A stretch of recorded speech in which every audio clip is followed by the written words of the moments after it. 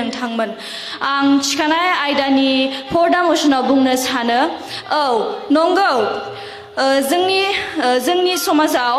ओंथिगोनां सोलोंथाइ लानाया गोनांथार मानोना ओंथिगोनां सोलोंथाइ थायोब्लासो जों गावखौनो कन्फिडेन्शियली लानो हायो जों गावखौनो साननो हायो जे जोङो सोलोंथाइ दं जों गावनि कन्फिडेन्सखौ लानो हायो दिनै जुदि गुन गोनां सोलोंथाइया गोनांथि नङामोनब्ला बर' फरायसा आफादा गुन गोनां सोलोंथाइ मावथांखिखौ मानो लागौमोन बिथां उपेन्द्रनाथ ब्रह्म बिथांमोना मानो फरायगौमोन बिथाङाथ' बिथांनि हालोदखौ नायनानै बिथाङा फरायालासिनोबो थानो हागौमोन सोलोंथाइ लायालासिनोबो थानो हागौमोन नाथाय बिथांमोना सानो बे जे सोलोंथाइया जोंनि थाखाय गोनांथि बेखायनो बिथिङा गोब्राब जानानैबाबो बिथाङा सोलोंथाइखौ लादों दिनै जुदि सोलोंथाइ गैयामोनब्ला दिनै जुदि सोलोंथाइयानो ओंथि गोनां नङामोनब्ला दिनै बेफोर बाथ्रा दान्थेलायनाय बा गोबां गुबुन गुबुन थुनलाइयारि बादायलायनाय हाबाफारिफोरखौ मानो लागौमोन बिथां बुंथिगिरि बिथांमोना बिजिरगिरि बिथांमोना सोलोंथाइ गैयामोनब्ला जोंनि बे बादायलायनाय हाबाफारिफोरखौ मानो बिजिरनो फैगौमोन बिथांमोना सोलोंथाइ थानायखायसो सोलोंथाइखौ लानानै सोलोंथाइनिखौ आरजिनो हानायनि थाखायसो दिनै जोंखौबो बिजिरनो फैदों आरो जुदि जोंहा सोलोंथाइयानो जुदि गोनांथि नङामोनब्ला दिनै बेफोर हाबाफारिखौ मोनसेबो मावफुंनाय नङामोन दिनै सोलोंथाइ गैयामोनब्ला जोंनि बर'नि गेजेराव लिडारा ओंखारनाय नङामोन दिनै जुदि सोलोंथाइया गोनांथि नङाब्ला बर' सुबुं माहारिनि गेजेराव गोबां थुनलाइयारि बिथिङानो जा बा डक्टर एबा जोंनि बर'फोरनि गेजेराव IAS IPS बिथांमोना बोरै ओंखारगौमोन दिनै सोलोंथाइया इयुन जोलैखौ दावगाहोयो दिनै सोलोंथाइया जोंनि इयुनखौ साबसिन हामसिन खालामो आंनि बुंनायखौ बेखिनियावनो फोजोबनाय जाबाय गोजोन्थों दानिया फैगोन तुरुन बसुमतारी क'क्राझारनिफ्राय बिनि उनाव साखाफारा जानानै थानो थाखाय खावलायबाय चिरां जिल्लानिफ्राय बिरखां बसुमतारी गिबियावनो बिजिरगिरि फोरोंगिरि सारमोननिसिम आरो आंनि लोगोफोरनिसिम गोजोन मोनाबिलिनि गाहाम हामलायनायखौ जासिहरनाय जाहैबाय आंनि मुङा श्री तुरुन बसुमतारी आङो क'क्राझार जिल्ला दुलाराय बर' फरायसा आफादनि जानानै दिनैनि बे जेनिखि बाथ्रा दान्थेलायनाय आयदा बेयाव बाहागो लाफैदों आङो दा आयदानि हेंथायै बुंगोन आयदाया जादों ओंथि गोनां जिउ राहा दाफुंनायाव आदब आरो गुन गोनां सोलोंथाइया गोनांथार नाथाय बे बाथ्राया नंखाय जोङो बेफोर रोंगौथिनि अनगायै गोसो दुंखांनाय सहायनो हानाय गुन आरो गावखौ फोथायनाय बेजों लोगोसे जेननो रोङै गोसोनि बोलो बेफोरनि गेजेरजों जोङो ओंथि गोनां जिउ राहाखौ दानो हायो आरो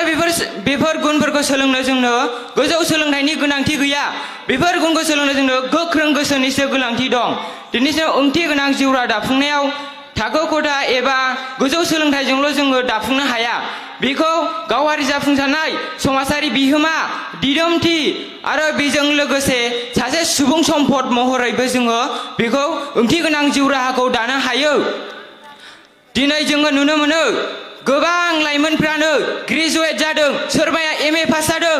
नाथाय मा बिसोर बेखारसो जानाय दङ अब्ला जों बिनिफ्राय रोखायै मिथिनो मोनो गोजौ सोलोंथाइ गोनाङाल' एबा गुन गोनां सोलोंथाइयाल' ओंथि गोनां जिउ राहाखौ दानो हाया बेनिखायनो जोंखौ मोगथां मुलुगा मोनसे सैथोखौ फोरोङो सोलोंथाइया दरजा बेखेवनो हागौ नाथाय बिनि थांना थानाया बिनि साननाय आरो बिनि साहसनि सायावसो सोनारो आरो आं बुंबावनो सानो बिथांमोना बुंनानै थांदों गुन गोनां सोलोंथाइ गोनां एबा आदब गोनां सोलोंथाइ गोनांफ्राल' एसे इयुननि एसे गोरा गोजौ जानो हायो नाथाय आं बुंगोन जुदि दिनैनि दिनाव नुनो मोनो गोजौ सोलोंथाइ गोनां मानसियानो दिनै मानो बिथांमोननियाव MA पास जालायनानै ग्रेजुवेट जालायनानै मानो बिथांमोननियाव दासिमबो साख्रि गैया एबा खामानि गैजा रोङा एबा मानो बिथांमोना एथ'बां गोजौ सोलोंथाइ थासेयावबो मानो बेखाराव दङ अब्ला जों बेखौ बुंनो हायो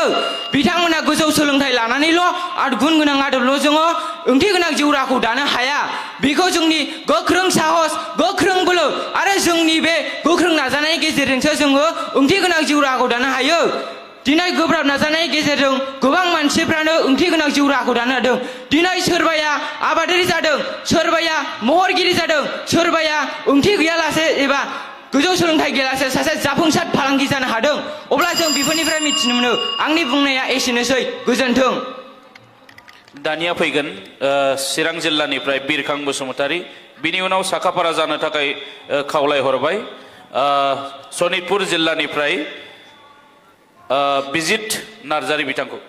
खुलुमबाय गिबि गिबियावनो सारियाव जिरायनाय मानगोनां बिजिरगिरि मानगोनां सायख'गिरि आरो जाज बयनिसिमबो आं बेलासिनि गाहाम हामलायथिखौ जासिहरनाय जाबाय आंनि मुङा मुस्रि बिरखां बसुमतारी आं चिरां जिल्लानिफ्राय फैदों आं दिनै पर्दा मिसननि जानानै बाथ्रा दान्थेलायनायाव बाहागो लादों बाहाय बुंदों मा होनदों ओंथि गोनां जिउ राहा दानायाव आदब आरो सोलोंथाइ गोनाङा बे बाथ्राया नंगौ बे बुंदों दहाय बुंलांदों आदा नङाबा फंबाय जायो बियो बुंदों MA पास BA पास जानाया साख्रि मोनाखै नाथाय बे साख्रि मोननाया गिदिर बाथ्रा नङा गावनि संसार जानायाव गावनि बुजिनायाव बियो गावखौ गावनि आथिङाव गसंथानो मोन्थाय मोनो सोलोंथाइ फरायनानै नों गावखौ गियान लानो हायो नाथाय नोङो बुंदों दे बे फालांगि बे सोलोंथाइ लायालासेनो फालांगि मावनाया बे बाथ्राया नङा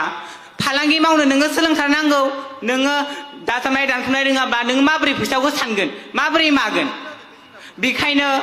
सोलोंथाइया जोंनि जिउ नोङो बुङोब्ला ओंथि गोनां जिउ राहायाव माबोरै दायो संसाराव नोङो माबोरै दानांगौ गावनि आथिङाव माबोरै गसङो जुदि नों सोलोंथाइ गैयाब्ला नोंनि बुहुमखौ मेगना नोंहा गेवनो मोन्थाय गैया जायो जुदि नों सोलोंथाइ थायो जुदि नों साख्रि मोनाखैब्लाबो नोङो एसे बुजिनो गोरों जायो बुजिनो गोरों जानानै न'खराव नांज्लाय खमज्लाया बारा जाया जुदि नोङो सोलोंथाइ लायाबा ओंथि गोनां जिउ राहायाव माब्लाबाबो दाफुंनो हाया नोङो जुदि सोलोंथाइ लानानै मोजां गुन लानानै नोङो गावनि संसारखौ गावनि आथिङाव आलो गोजोनै संसारखौ जालांनो हायो नंगौ बे दहाय बुंदोंदि जायनि थाखाय बे MA पास BA पास साख्रि मोनाखै बेफोरो साख्रि मोननाया बे बुहुमा गोबां दं नंगौ बे बाथ्राया थार नाथाय बैफोर बाथ्राया बे बुंनाया बे MA पास BA पास साख्रि मोननाया बुजिनो गोरों गावनि आथिङाव संसारखौ जालांनो बियो साहसखौ हालांदों जौ जुवा गफबनानै थायाखै जायफोर बै लेखा रोङिया जौ लोंनानै बाइक सादावनानै थायो नाथाय साख्रि मोनाबाबो बे लेखा गोरों मानसिया बेबायदि खामानिखौ मावा जौ जुवाजों गफबनानै थाया बुजिनो गोरों जायो न'खरखौ सामलायनो गोसो जायो एसेनोसै गोजोन्थों आंनि बिबुंथिया